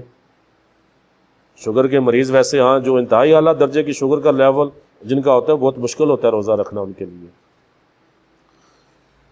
تو پھر یہ انجیکشن اور انسولین وغیرہ لگانے سے، اور میرا موقف جو ہے نا انہی علماء کے ساتھ ہے، میں تو اکثریت کیونکہ یہی ہے کہ نہیں ٹوٹے گا روزہ، یہ سرمے سے بھی نہیں ٹوٹے گا۔ تو میں نے جس طرح عرض کی نا کہ علت دو ہی ہے، تو ماہرین جتنے بھی ہیں ان کے مطابق انجیکشن وین میں لگائیں یا رگ میں، کسی صورت معدے میں یا دماغ کو نہیں چڑھتا۔ پھر روزے کی حالت میں الٹی جو آتی ہے قے آنے کی، اس کے اندر صرف دو صورتوں میں روزہ ٹوٹے گا، یاد رکھیں، باقی کسی صورت نہیں ٹوٹے گا۔ روزے کی حالت میں قے آ جانا، پہلی صورت بے اختیار منہ بھر کر قے آئے، بے اختیار بندہ روک نہیں سکتا، اور اس میں سے کچھ واپس نگل لے، روزہ ٹوٹ جائے گا۔ پہلی صورت میں بے اختیار منہ بھر کر قے آئے اور اس میں کچھ واپس نکل لے۔ دوسری جان بوجھ کر قے کی، پہلی صورت کیا تھی؟ واپس نکل، اگر واپس نہیں نکلتا تو پھر نہیں ٹوٹے گا۔ دوسری صورت ہے کہ جان بوجھ کر قے کرے، یہی ہوتا ہے نا انگلی ڈال کے یا کوئی چیز قے کرے، تو اگر ایسی قے منہ بھر کر آ جائے تو خواہ واپس حلق میں کچھ لوٹائے یا نہ لوٹائے روزہ ٹوٹ جائے گا۔ سمجھ آئے جی؟ روزہ خود الٹی لائے گا کیا کروائے تو حلق میں لوٹائے یا نہ لوٹائے روزہ ٹوٹ جائے گا، اس کے علاوہ کسی باقی صورت میں روزہ نہیں ٹوٹے گا۔ تھوڑی آئے زیادہ آئے، ہاں ایک بتا دی میں نے کہ وہ منہ بھر کر آئے، بیگ کی اس نے کچھ نگل لیا، روزہ ٹوٹے گا، دوسری خود اس نے جان بوجھ کے کیا کی تو پھر روزہ ٹوٹ جائے گا، چاہے واپس کرے یا نہ کرے۔ وضو کے دوران عام دنوں میں اور رمضان کے دنوں میں روزے کی حالت میں مسواک کرنا سنت مبارکہ ہے۔ عام دنوں میں بھی اور روزے کی حالت میں بھی مسواک کر سکتے ہیں، خواہ عصر کے وقت ہو یا بعد، مگر احتیاط کرے کہ مسواک بعض جو نہیں ہوتی ہیں نا، ذائقہ بھی ہوتا ہے ان کا، ریشے بھی آتے ہیں، کوئی ریشہ حلق میں نہ جائے ورنہ روزہ ٹوٹ جائے گا۔ یہ سنت مبارکہ ہے۔ سنن ترمذی کی حدیث نمبر 725 ہے، حضرت عامر بن ربیعہ رضی اللہ تعالیٰ عنہ بیان کرتے ہیں کہ میں نے کئی مرتبہ نبی کریم صلی اللہ علیہ وآلہ وسلم کو روزے میں مسواک کرتے ہوئے دیکھا، لیکن احتیاط ضروری ہے۔ روزے کی حالت میں خوشبو لگا سکتے ہیں، عطر وغیرہ سپرے آپ لگا سکتے ہیں، کوئی مسئلہ نہیں، ناخن کاٹ سکتے ہیں، بالوں کو تیل لگا سکتے ہیں، اس کی کوئی ممانعت نہیں ہے، سار میں تیل لگوا سکتے ہیں، کوئی ممانعت نہیں ہے۔ ہاں اس کے اندر ایک اور دمے کا جو مریض ہوتا ہے، جو انہیلر کے بغیر، وہ جو ہوتا ہے نا وہ جو سانس کے لیے، اس کے بغیر جس کا دن نہیں گزرتا وہ معذور کے حکم میں۔ دمے کا مرض ایسا ہے انہیلر کے بغیر جس کا گزارا نہیں ہوتا، وقفے سے جس کو وہ سانس کو لینا پڑتا ہے، انہیلر سے سانس گیس چلانی پڑتی ہے اسے اپنے، تو وہ دائمی مرض ہے۔ مریض کے معذور کے حکم میں وہ فدیہ ادا کرے گا، اگر کبھی ٹھیک ہو جائے تو پھر وہ روزوں کی قضا کر لے، اگر نہیں دائمی مرض ہے اس کے ساتھ تو پھر وہ معذور ہے، وہ ہر رمضان کا فدیہ ادا کرے گا، کیونکہ انہیلر میں آکسیجن کے ساتھ کیمیکل ہوتا ہے، خالی گیس نہیں ہوتی، یہ کیمیکل لیکوڈ مایا ہوتی ہے جو آپ سانس میں کھینچتے ہیں نا تو اندر گلے میں جاتی ہے، تو اس سے روزہ ٹوٹ جاتا ہے۔ اسی طرح آکسیجن کا معاملہ ہے، یہ جو آکسیجن لگتی ہے، تو آکسیجن اگر خالی ہوا ہے تو اس سے روزہ نہیں ٹوٹے گا، ہوا تو ہم لیتے ہیں نا اندر باہر، لیکن اس کے اندر بھی لیکوڈ مایا ہوتے ہیں، کیمیکل ہوتے ہیں، اگر کیمیکل ہے اس کے اندر کوئی اور چیز ہے تو پھر اس سے بھی روزہ ٹوٹ جائے گا۔ پھر اسی طرح وہ شخص کہ جس کے گردے میں پتھری ہو یا جس کو گردے کا عارضہ ہو تو اس کو، آپ کو پتہ ہے، بہت زیادہ پانی پینا پڑتا ہے، دن میں 20-25 گلاس پانی پینے پڑتے ہیں، یا جو شخص ہاسپٹل کے ایمرجنسی میں داخل ہو تو یہ لوگ اس بیماری میں ان کو اجازت ہے روزے نہ رکھیں، اور میں نے وَإِنْ كَانَ مَرِيضًا، اگر تم میں سے کوئی مریض ہو یا سفر پہ ہو تو وہ اور دنوں میں روزے رکھ لے، چھوڑ دے، رخصت ہے اس کو۔ تو یہ وہ چیزیں ہیں جس کے اندر بعض معذور لوگ ہیں روزہ نہیں رکھ سکتے، ان کے لیے فدیے کا حکم، بعض لوگوں پہ دشوار ہے، اس کا ذکر آگے آتا ہے۔ تو ایسے ہی جو ایمرجنسی کے اندر ہوتے ہیں، یہ لوگ بیماری کے دوران روزے نہ رکھیں، بیماری زائل ہونے کے بعد پھر وہ روزوں کی قضا کریں گے۔ یہ جن کا ذکر یہ مریض کا کہہ رہا ہوں، ہاں جو دائمی مرض ہے وہ بیچارہ نہیں رکھ سکتا تو اس کے لیے فدیہ ہوگا۔ قرآن حکیم میں اللہ تعالیٰ نے ایک روزے کا فدیہ ایک مسکین کا 2 وقت کا کھانا مقرر کیا ہے۔ ہر روزے دار اپنے معیار اور مالی استطاعت کے مطابق فدیہ ادا کرے۔ 150 ہے نا اس دفعہ، تقریباً 2 کلو گندم چکی کا آٹا 70 روپے، 70-75 روپے کلو ہے نا، 150 روپیہ ایک روزے کے۔ لیکن گندم سے اوپر جو کا دیکھ لیں آپ، پھر اس کے اوپر کھجور کا ریٹ دیکھ لیں آپ، پھر کشمش ہے اس کو دیکھ لیں، وہ ہزاروں میں جا پڑتی ہے۔ تو فرمایا تم میں سے جو نیکی زیادہ کرے، مطلب یہ کہ زیادہ کر کے بھی فدیہ دے، جو امیر لوگ ہیں دے سکتے ہیں، یہ تو عام نارمل بندے نا 150 روپیہ، تو 30 روزوں کا کتنا بنے گا؟ 4,500، 4,500 بنتا ہے، 5 دے دے، 10 دے دے، یہ امیر لوگوں کے لیے نا، کہ وہ کھجور کے حساب سے دے دے، کشمش کے حساب سے دے دے، وہ جو منکے ہے نا دوسرا، منکے کے حساب سے دے دے، وہ تو مہنگے ٹھیک ٹھاک۔ یعنی یہ جو فرمایا نا کہ اپنی استطاعت کے مطابق، تو وہ ایک فدیہ وہی ہے، 2 وقت کا کھانا مسکین کو روپیہ یا 150 روپیہ دے دے، وہ فطرانہ جو بنتا ہے وہی فدیہ بنتا ہے۔ پھر اسی طرح آپ دیکھیں کہ انتہائی لیول کے شوگر مریض جو ہوتے ہیں، یا ایسے تمام امراض میں مبتلا مریض جن کو کوئی ماہر دیندار، ماہر ڈاکٹر مشورہ دے کہ وقفے سے دوا لینی ہے یا پانی پینے یا خوراک استعمال کرنی ہے ورنہ مرض بے قابو ہو جائے گا، یا کسی عضو یا جان کے تلف ہونے کا اندیشہ ہے، تو ایسے تمام لوگ شرعی معذور ہیں۔ انہیں شریعت نے رخصت دی ہے کہ روزے کی جگہ فدیہ ادا کریں، اور ایسے لوگ دائمی مریض کہلاتے ہیں، اس کے اندر آئیں گے۔ شوگر کے مریض جو انتہائی اعلیٰ درجے کا شوگر لیول ہوتا ہے، انسولین بھی لگائیں تو پانی پینا پڑتا ہے نا۔ بلڈ پریشر کا مریض ہے اسی طرح، بعض مرض ایسے ہیں بلڈ پریشر کے بعض مرض ان کو بار بار پیاس لگتی ہے، پانی پینا پڑتا ہے، نہ پئیں تو جان پہ بن سکتی ہے۔ تو یہ ایسے اور کئی مرض ایسے ہیں، جس طرح میں نے عرض کیا کہ وہ دمے کا مریض ہے، وہ تو بیچارہ سانس کا معاملہ ہو جاتا ہے زندگی کا، تو ان تمام لوگوں کو رخصت ہے کہ وہ فدیہ دیں، کیونکہ یہ مرض دائمی رہتے ہیں بندے کے ساتھ۔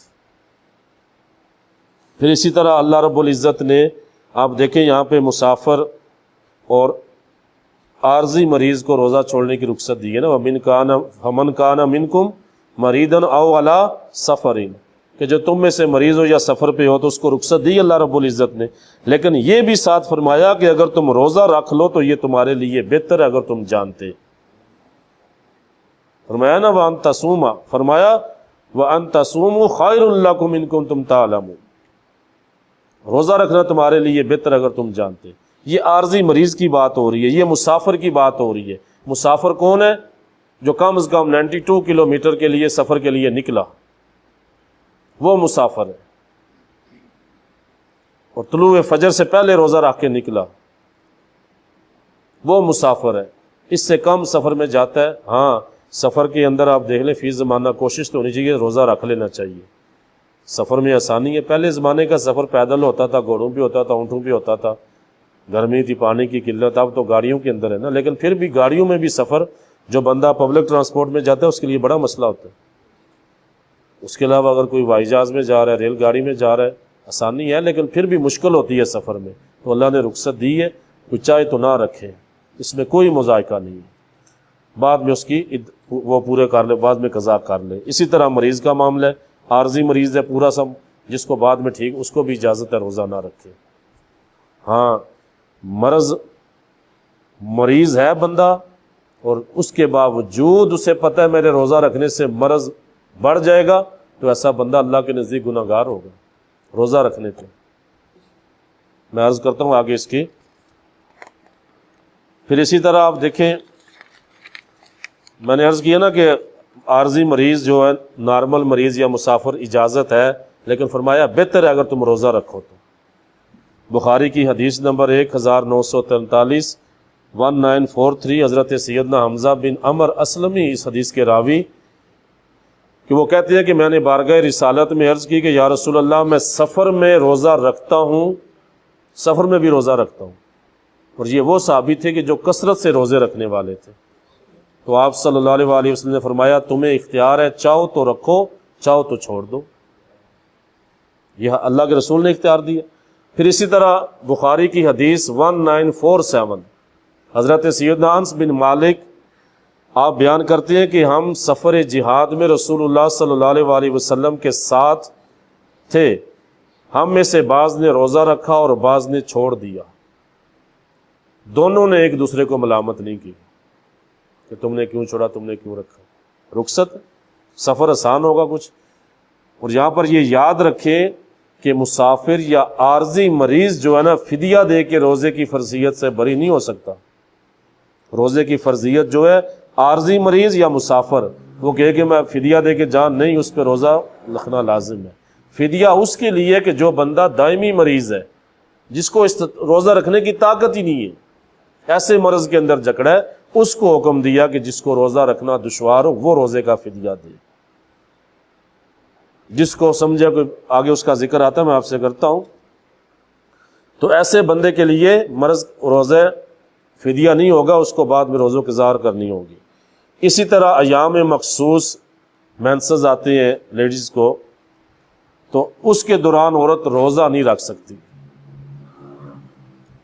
ایام ختم ہونے پر غسل کر کے پاک صاف ہو جائے تو جتنے دنوں کے روزے چھوٹے ہیں ان کی تلافی فدیے سے نہیں ہوگی، بلکہ ان کی قضا بعد میں کرنی پڑے گی، ان کی قضا کرنی پڑے گی، اتنے دنوں کی قضا بعد میں ہوگی۔ یہ ہماری اسلامی بہنوں کے متعلق یہ مسئلہ واضح ہے۔ پھر اس کے بعد گزشتہ رمضان کے روزوں کی قضا کسی بندے کے ذمے ہو، اب بعض بندے چھوڑ دیتے ہیں روزے، تو گزشتہ رمضان کے روزوں کی قضا بندے کے ذمے ہوں تو اگلا رمضان آنے سے پہلے پہلے اس کی قضا کرنی چاہیے۔ تمام فقہائے کرام کا اس بات پر اتفاق ہے کہ رمضان کے روزوں کی قضا فوراً واجب نہیں، فوراً نہیں واجب، لیکن بلا عذر اتنی تاخیر کرنا گناہ ہے کہ اگلا رمضان آ جائے، یہ یاد رکھیے گا۔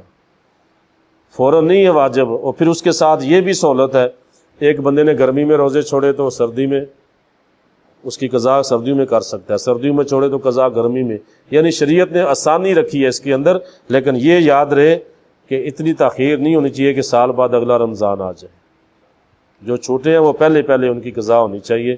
ہاں اگر ایسا بھی ہو گیا تو پھر بھی کوشش کرے، دوسرا رمضان بھی گزر گیا تو کوشش کرے قضا کرنے کی، اللہ کی بارگاہ میں معافی تلافی بھی کرے، اللہ کی ذات معاف کرنے والی۔ غیبت کرنا، جھوٹ بولنا، چغلی کھانا، کسی پہ بہتان لگانا، کسی کی عیب جوئی کرنا، لوگوں کو ایذا پہنچانا، یا بےہودہ یا جنسی تلذذ کی باتیں کرنا، لذت کی باتیں عام کر حالات میں بھی منع ہے، اور روزے کی حالت میں ان کی ممانت اور حرمت اور زیادہ ہو جاتی ہے، یہ یاد رکھیے گا۔ یہ چیزیں عام حالات میں بھی منع ہے تو روزے کی حالت میں ان کی حرمت اور زیادہ ہے، بچنا چاہیے اس سے۔ ان باتوں میں اگر کوئی بندہ پڑتا ہے تو فقہی اعتبار سے اس کا روزہ تو فاسد ہونے کا حکم نہیں لگایا جاتا، لیکن اس روزے کی روحانیت ختم ہو جاتی ہے۔ میں نے عرض کیا نا شروع میں حدیث مبارکہ کہ جو شخص بری بات کہنا نہ چھوڑے، اللہ کے نزدیک اس کے بھوکے پیاسے رہنے کی کوئی قدر نہیں۔ پھر اسی طرح ماہ رمضان میں بعض اوقات شدید گرمی ہوتی ہے، جسے آپ ہیٹ ویوز یا ہیٹ سٹروک کہتے ہیں۔ آپ جس طرح یہ کراچی کے اندر پچھلے کچھ دنوں میں آئی تھی، کچھ گرمی پچھلی گرمی میں، تو ایسی کنڈیشن کے اندر آپ دیکھیں نا، جو پسینہ بہت زیادہ نکلتا ہے، جس سے نمکیات وغیرہ خارج ہو جاتے ہیں، پانی کی کمی ہو جاتی ہے، پھر لوگوں بعض مجبور ہوتے ہیں کام کاج کرنے والے، تو ایسی کنڈیشن جب کسی شخص کے لیے بیماری خطرناک بن جائے یا روزے دار کی جان تلف ہونے کا ظن غالب ہو، تو پھر روزہ توڑنے یا چھوڑنے کی شرعی رخصت پر عمل واجب ہوگا۔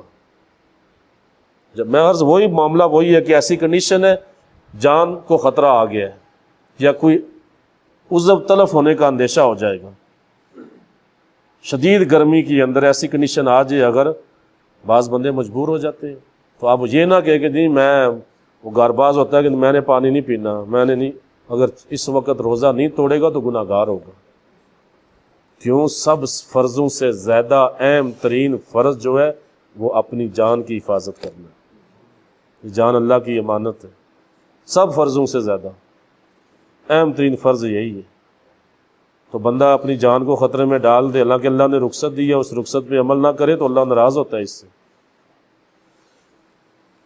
تو یہ ایسے معاملات ہوں، تو پھر اس طرح کے معاملات ہوں تو روزہ چھوڑ سکتا ہے بندہ، بعد میں صرف اس کی قضا لازم ہوگی، قضا کرے جب حالات نارمل ہو جائیں۔ حضرت سیدنا آپ دیکھیں نا، میں نے کہا نا کہ ایسے معاملات کے اندر رخصت جو ہوتی ہے اللہ کی طرف سے، تو حدیث مبارکہ آپ دیکھیں، صحیح مسلم حدیث 1115، حضرت سیدنا جابر رضی اللہ تعالیٰ عنہ بیان کرتے ہیں کہ رسول اللہ صلی اللہ علیہ وسلم نے ارشاد فرمایا کہ اللہ نے تمہارے لیے جو رخصت دی ہے اس رخصت پر عمل کرنا تم پہ واجب ہے۔ اللہ نے جو رخصت تمہیں دی ہے، صحیح مسلم حدیث نمبر 1115، جو رخصت تمہیں دی ہے اس رخصت پر عمل کرنا واجب ہے تم پہ۔ پھر دوسری حدیث حضرت مسند امام احمد حدیث نمبر 5392، حضرت سیدنا ابن عمر رضی اللہ تعالیٰ عنہما بیان کرتے ہیں کہ رسول اللہ صلی اللہ علیہ وسلم نے ارشاد فرمایا، جس شخص نے اللہ تعالیٰ کی دی ہوئی رخصت کو قبول نہیں کیا، اس کو میدان عرفات کے پہاڑوں کے برابر گناہ ہوگا۔ مسند احمد، جس نے اللہ کی رخصت پہ عمل نہ کیا، اللہ کی دی ہوئی رخصت پہ، تو اس کو میدان عرفات کے پہاڑوں کے برابر گناہ ہوگا۔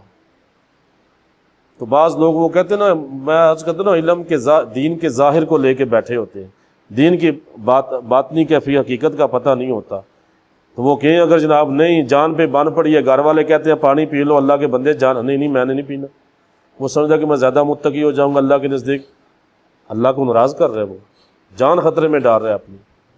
اللہ نے رخصت دی ہے، پھر اسی طرح آپ دیکھیں حضرت سیدنا ابن عمر رضی اللہ تعالیٰ عنہ مسند احمد کی حدیث 5866 حدیث مبارک نمبر، حضرت سیدنا ابن عمر رضی اللہ تعالیٰ عنہ بیان کرتے ہیں کہ اللہ کے رسول صلی اللہ علیہ وسلم نے فرمایا بے شک اللہ تعالیٰ جس طرح اپنی معصیت کو ناپسند فرماتا ہے اسی طرح اپنی دی ہوئی رخصت پر عمل کرنے کو پسند کرتا ہے۔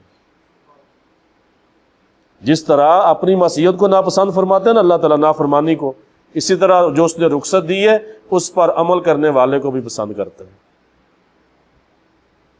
پھر ان حدیث کے تحت آپ دیکھیں ان قرآن کی آیات مبارکہ جو فقہی مسائل ہیں، آپ دیکھیں علامہ ابن عابدین شامی رحمۃ اللہ تعالیٰ علیہ، آپ دیکھیں فتاوی شامی کے اندر ابن عابدین حاشیہ ابن در مختار کے اندر آپ دیکھ لیں، فتاوی شامی کے اندر دیکھ لیں، پاک و ہند کے اندر فقہ کی سب سے معتبر کتاب یہی ہے نا۔ آپ انہوں نے لکھا کہ اگر روزہ رکھنے کی صورت میں ہلاکت کا اندیشہ ہو تو روزہ توڑنا واجب ہے، روزہ توڑنا واجب ہے۔ حاشیہ ابن عابدین شامی جلد 6 صفحہ 356۔ آپ دیکھیں حنفی علماء میں سے بہت بڑا نام ہے علامہ کاسانی حنفی، بدائع الصنائع جلد ثانی صفحہ 142 کے اندر اسی مسئلے میں حضرت سیدنا ابو حنیفہ رحمۃ اللہ تعالیٰ علیہ سے روایت کرتے وہ کہتے ہیں کہ روزہ توڑنے کی مطلق اباحت یعنی جواز اجازت بلکہ وجوب یعنی واجب ہونا اس صورت میں ہے کہ روزے دار کی ہلاکت کا اندیشہ ہو، کیونکہ اس میں اپنے آپ کو ہلاکت میں ڈالنا ہے۔ اس حالت میں روزے کا وجوب باقی نہیں رہتا، اس حالت میں روزے کا وجوب جو ہے نا واجب ہونا یا روزے کی فرضیت ہے وہ باقی نہیں رہتی، ختم ہو جاتی ہے جب بندے کی جان کو خطرہ ہو، تو یہ حرام ہے۔ تو ایسی صورت میں روزہ توڑنا مباح بلکہ واجب ہوگا۔ اب اسی طرح آپ دیکھیں ہدایہ فقہ کی مدارس کے اندر جو آخری درجوں کے اندر کتاب پڑھائی جاتی ہے ہدایہ، اس کے اندر آپ دیکھیں جو مسئلہ لکھا ہوا ہے واضح طور پہ ہدایہ جلد ثانی صفحہ 119 پہ کہ بیماری کی زیادتی اور اس کا لمبا ہونا کبھی ہلاکت کا سبب بنتا ہے، اس سے بچنا واجب ہے، تو ایسی کنڈیشن میں روزہ نہ رکھے۔ پھر اسی طرح اگر روزے کے سبب ہلاکت کا غالب گمان ہو یا شدید تکلیف جیسے کسی حص کے معطل ہونے کا گمان ہو تو اس صورت میں روزہ توڑنا واجب ہے۔ سمجھ آ گئی جی؟ ہلاکت کا غالب گمان ہو یا کسی جسم کی حص کے معطل ہونے کا، کوئی چیز بندے کی جاتی رہتی ہے نا، بعض اوقات ایسی کنڈیشن ہوتی ہے اب بلڈ پریشر ہائی ہو گیا، بندہ کہہ رہا ہے جی نہیں میں نے پانی نہیں پینا، فالج کا اٹیک ہو گیا، ہو سکتا ہے نا بلڈ پریشر میں ہوتا ہے فالج کا اٹیک، بندہ جاتا رہتا ہے یہ بازو بھی گیا یا دماغ بھی گیا یا موت بھی ہو سکتی، تو ایسی کنڈیشن میں روزہ توڑنا واجب ہوگا، نہیں توڑے گا تو گناہ گار ہوگا اللہ کے نزدیک۔ آپ پھر دیکھیں بیماری کی حالت میں روزہ توڑنے کے بارے میں حنفیہ شافعیہ کا قول ہے کہ یہ مباح ہے، جائز ہے روزہ توڑنا۔ حنبلیہ کے نزدیک، حنابلہ کے نزدیک بیماری میں، امام احمد بن حنبل کے نزدیک بیماری میں روزہ رکھنا مکروہ ہے، اور مالکیہ کے نزدیک اگر بیماری یا دوف کی وجہ سے، کمزوری کی وجہ سے ہلاکت کا اندیشہ ہو تو روزہ توڑنا واجب ہے۔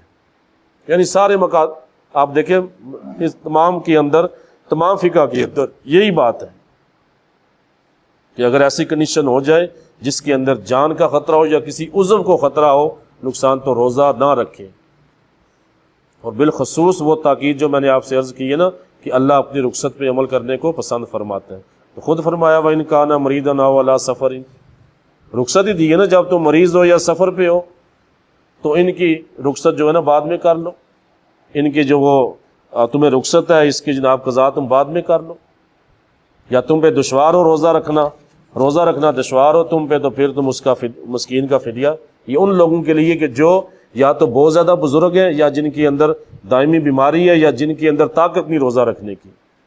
اگر کوئی ایسا جوان بھی ہے جس کے اندر طاقت نہیں ہے روزہ رکھنے کی، بہت کمزور ہے تو وہ بھی، اس کو بھی اجازت ہوگی کہ وہ فدیہ دے، مگر اگر کبھی طاقت آ گئی تو پھر روزے قضا کرنے ہوں گے۔ اسی طرح وہ بزرگ جو گرمی میں روزے نہیں رکھ سکتے لیکن سردی میں طاقت ہوگی تو وہ سردی میں قضا کریں گے، فدیہ کام نہیں آئے گا وہاں پہ۔ فدیہ اس وقت کام آئے گا جب 24 آور بندے کی کنڈیشن، یہ دائمی مرض ہے، گرمی سردی میں اس کی دشوار ہے روزہ رکھنا اس کے لیے، تو پھر وہ فدیہ دے گا اس کے بعد۔ تو جان پہ بن جائے تو یہ واضح فرما دیا کہ اس وقت روزہ توڑنا یہ لازم ہوگا۔ فدیہ اگر کوئی بندہ دیتا ہے بعد میں صحت مند ہو جاتا ہے تو وہ فدیہ کا ثواب اس سے ملے گا، روزے کے رکھنے لازم ہوں گے، اس پہ قضا لازم ہوگی، وہ فدیہ جو ہے نا صرف نفلی ثواب بن جائے گا، وہ روزوں کا فدیہ نہیں رہے گا پھر۔ اب اس کے اندر ایک اور کنڈیشن سن لیں کہ یہ جو روزے کے کفارے اور روزے کی قضا، ایک تو شرعی عذر کی وجہ سے روزہ توڑ دی ہے نا، مجبوری، تو روزے کی قضا ہے، جان بوجھ کے روزہ توڑا تو پھر کفارہ بھی دینا پڑے گا، ٹھیک۔ کفارے کے اندر مسلسل 60 روزے، اور ایک روزہ تو قضا کا ہے، اس کے علاوہ مسلسل 60 روزے رکھنے پڑیں گے۔ ایک روزہ بھی اگر چھوڑ دیا تو پھر نئے سرے سے یہ اللہ کی طرف سے پھر یہی کفارہ ہے اس کا، تو اس لیے کوشش ہونی چاہیے کہ ماہ رمضان کے روزے مکمل رکھے جائیں۔ کفارہ لازم ہونے کی چند شرائط وہ بھی سماعت کر لیں۔ ایک تو یہ کہ رمضان میں ادائے رمضان کی نیت سے روزہ رکھا ہو، رمضان کے اندر ادائے رمضان کی نیت سے روزہ رکھا ہو، کفارہ تب واجب، توڑے گا تو کفارہ واجب۔ اور دوسرا، روزے کی نیت صبح و صادق سے پہلے کی ہو، اگر نیت بعد میں بندہ کرے نا تو روزہ توڑنے سے کفارہ لازم نہیں آئے گا، یہ یاد رکھیے گا۔ نیت جو ہوتی ہے نا سحری روزہ بند ہونے سے پہلے کفارہ لازم ہونے کے لیے یہ شرط ہے کہ وہ نیت اس وقت کی ہو، رات سے کی ہو، یعنی وہ رات کے اندر آتا ہے، وہ روزہ بند ہونے کے بعد جب روزہ بند ہو جاتا ہے نیت کریں گے تو پھر روزہ کسی بھی طریقے سے توڑ دیا تو پھر کفارہ واجب نہیں ہوگا، صرف قضا لازم ہوگی۔ جی نہیں، آپ دعویٰ کبریٰ سے پہلے نیت کر سکتے ہیں، نیت کریں گے نا، وَبِصَوْمِ غَدٍ نَوَيْتُ مِنْ شَهْرٍ، میں کل کے روزے کی نیت کرتا ہوں، تو کل آ رہا ہے آگے، وہ اب روزے سے پہلے جو رات کو کر رہے ہیں، جب سحری طلوع وہ ختم ہو گئے سحری کا وقت، تو اس کے بعد نیت ہوگی کہ میں آج کے دن کے روزے کی نیت کرتا ہوں۔ اگر وہ دن اس کے وقت ٹائم ہوتا ہے وہ نیت کا، اگر وہ دن گزر گیا، دن آگے نیت نہیں کی، روزہ نہیں ہوگا، اس وقت نیت کا ہے وقت جو۔ تو ایسی کنڈیشن کے اندر یاد رکھیں روزے کی نیت، پھر شرعی مسافر نہ ہو، مسافر سے اگر روزہ ٹوٹ جائے نا تو پھر اس پہ کفارہ نہیں ہے، جیسے بھی توڑے، ٹھیک، یہ یاد رکھیں کفارہ لازم ہونے کی، یہ بڑے اہم پوائنٹ ہے۔ پھر اس کے بعد اقراء شرعی نہ ہو، اقراء شرعی کسی کو مجبور کر کے روزہ تڑوانا، یہ بھی نہ ہو، اگر کسی کو مجبور کر کے روزہ تڑوایا تو پھر اس کے صرف قضا ہوگی، کفارہ نہیں ہوگا۔ یہ کفارہ واجب ہونے کی شرائط عرض کر رہا ہوں میں۔ پھر بغیر خطا کے جان بوجھ کے روزہ توڑا ہو، یہ لازمی ہے، بغیر خطا، ایک تو نے خطا سے توڑ دیے، روزہ توڑ دیے، کوئی مسئلہ ہو گیا، کوئی مجبوری ہو گئی ہے، کوتاہی ہو گئی، توڑ دیے، ایک ہے بغیر خطا کے جان بوجھ کے روزہ توڑنا۔ خطا کیا ہوئی، وہ کلی کر رہا تھا جناب، پانی حلق میں چلا گیا، نیت نہیں تھی اس کی، ناک میں پانی چڑھایا، دماغ کو چڑھ گیا، خطا ہوگی نا اس سے، تو وہ پتہ تھا روزے دار ہونا، لیکن روزہ چلا جائے گا، صرف کفارہ ہی وہ قضا ہوگی، کفارہ نہیں ہوگا۔ تو بغیر خطا کے جان بوجھ کے روزہ توڑنا یہ کفارے کے لیے شرط ہے۔ اب پھر روزے کا ٹوٹنے کا سبب جو ہے یہ یاد رکھیں، یہ پوائنٹ، روزہ ٹوٹنے کا سبب کسی مرغوب چیز کو بطور دوا یا غذا یا رغبت و لذت کے ساتھ کھانا پینا ہو، یہ اہم ترین پوائنٹ ہے، کفارہ تب واجب ہوگا۔ اگر روزہ کسی ایسی چیز سے توڑا جس سے طبیعت انسانی نفرت کرتی ہے تو پھر کفارہ نہیں ہے، قضا ہی ہے، ٹھیک ہے۔ کفارہ لازم ہونے کے لیے لازم ہے کسی مرغوب چیز جسے بندہ پسند کرتا ہے، مرغوب چیز کو بطور دوا یا بطور غذا رغبت اور لذت کے ساتھ کھایا پیا ہو تو تب روزہ وہ کفارہ لازم ہوگا، ورنہ قضا ہوگی، ٹھیک ہے۔ اگر بندہ کوئی ایسی چیز جس سے طبیعت انسانی نفرت کرتی ہے، حرام چیز یا اس سے، لیکن بعض حرام چیزیں ہوتی ہیں جس سے بندہ رغبت بھی رکھتا ہے، مطلوب بندے کو پسند بھی ہوتی ہے۔ پھر اسلامی بہنوں کے لیے ایک مسئلہ، روزہ توڑنے کے بعد اسی دن کوئی ایسا امر نہ پایا جائے جو روزے کے منافی ہو، جیسے حیض و نفاس، یعنی پہلے روزہ توڑ دیا ہے، جان بوجھ کے توڑ دیا کسی اسلامی بہن نے، اس کے بعد کیا تھا، کفارہ لازم آتا، لیکن کیا اسی دن حیض و نفاس شروع ہو گیا، یعنی حیض شروع، ماہواری شروع ہوگی یا بچہ پیدا ہو گیا، تو نفاس شروع ہو گیا، تو اب ان پہ کفارہ ہٹ جائے گا، کیونکہ اسی دن وہ مسئلہ روزہ ٹوٹنے کا وہ جو نا بار اسی دن وہ مسئلہ پیدا ہو گیا، تو وہ جو ہے وہ منافی تھا اس کفارے کے۔ مطلب یہ کہ روزہ توڑنے کے بعد اسی دن کوئی ایسا امر نہ پایا جائے جو روزے کے منافی ہو، کیونکہ اس کنڈیشن میں روزہ نہیں رکھ سکتے نا، ماواری ہو یا نفاس بچے کی پیدائش کے بعد جو خون ہوتا ہے، اس کنڈیشن میں روزہ نہیں رکھ سکتے۔ تو ایسا معاملہ ہو گیا، کسی لیڈیز سے روزہ توڑ دیا، کفارہ واجب ہونا تھا مگر وہ ماواری شروع ہوگی یا بچہ پیدا ہوا نفاس کا خون، تو اس پہ وہ کفارہ جو ہے وہ ختم ہو جائے گا، اب صرف قضا اس کی لازم ہوگی۔ ٹھیک ہے جی۔ اور جس کی وجہ سے روزہ نہ رکھنے کی رخصت اور بلا اختیار ایسا امر بھی نہ پایا جائے، جس کی وجہ سے روزہ نہ رکھنے کی رخصت ہو، جیسے سخت بیماری، یعنی سخت بیماری بھی نہ ہو، تو تب جا کے وہ کفارہ بندے پہ لازم ہوتا ہے، وگرنہ قضا صرف لازم آئے گی۔ اس کی اور بھی بہت سی ڈیٹیل ہے، بہت سی صورتیں ہیں، لیکن بنیادی اور چیدہ جو میں نے پوائنٹ آپ کے سامنے عرض کر دی ہیں کہ اس کے اندر مین پوائنٹ یہ ہے، ایک تو رات سے نیت جس نے کی روزہ توڑے گا تو کفارہ ہوگا، صبح صادق کے بعد کی تو پھر کفارہ نہیں، دوسرا رغبت والی کوئی چیز کی، مرغوب چیز کھائے تب روزہ کفارہ لازم ہوگا، تیسرا پوائنٹ کہ وہ اسلامی بہنوں کے لیے کہ اگر کوئی روزہ توڑنے کے بعد حیض و نفاس شروع ہو گیا تو پھر کفارہ ساقط ہو جائے گا۔ ٹھیک ہے جی۔ اللہ کی بارگاہ میں دعا ہے جو سنا یاد رکھنے کی توفیق عطا فرمائے، اس میں غلطی کوتاہی ہوگی تو اللہ کریم معافی عطا فرمائے۔